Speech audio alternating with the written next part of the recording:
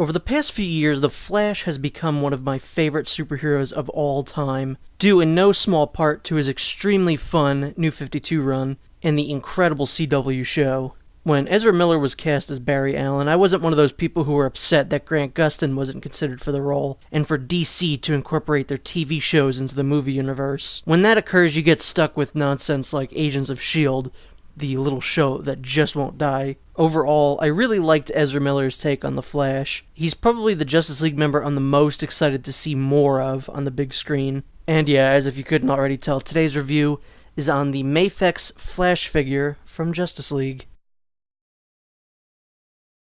Here he is out of the box, and I can say, from at least an aesthetic standpoint, this guy is great.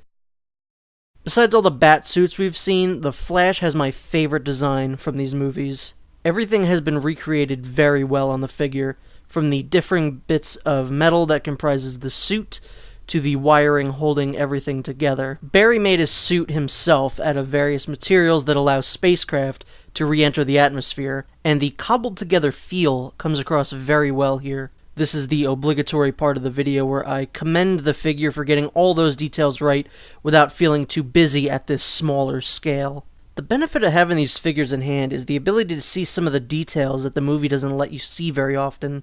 Before looking at this figure, I noticed that his back looks like this at all, or that he has a lightning bolt on the bottom of his shoe. The head sculpt is fine. The helmet itself looks very accurate, and the likeness to Miller is passable. I actually think it looks better in person than it does on camera. Speaking of the head, mine's a little bit loose. It's not a huge problem, but it rattles around a bit when moving the figure, which can get bothersome. It's not to the point where it feels like it's going to fall off, so hopefully it's just on my figure and not across the entire release. His arms can go up this far, but get blocked by his shoulder pads, even though they can be flipped up.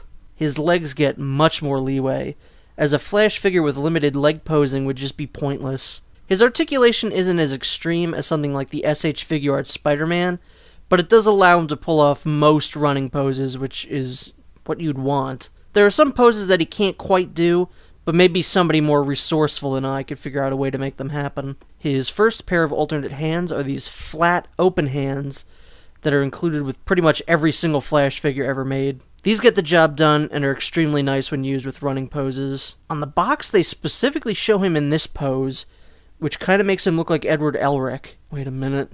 Ezra Miller dressed up as Edward at Comic-Con. What are they trying to tell us? Next up are these more wide open hands. These are probably best used with more neutral poses. Now we've got these hands that have his index and middle fingers extended. He uses this gesture in the movie when he's about to start running. His last pair of hands are these fists. I'm almost positive he doesn't throw one punch during the entire movie, so these don't really fit with any scene-specific pose. The accessory I'm most happy he comes with is this unmasked Barry Allen head. I'm a sucker for unmasked heads, so this is a huge positive for me. I just wish he had a more jovial expression. The likeness is just like the masked head. It's fine.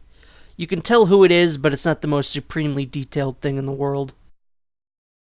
And, well, that's it for the Flash. He comes with a wide variety of hands, which are great for posing with, and an unmasked head that I really appreciate, but nothing else. Some lightning effects to place on him for running poses or a smiling head would have made this figure a home run in my book. As it stands, or runs, he's a very good-looking figure that recreates the look of the character very well.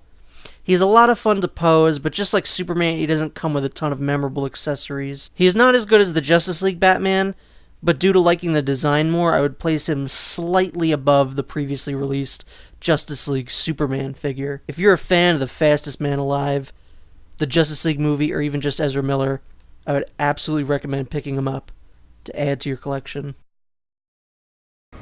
Dostoevsky.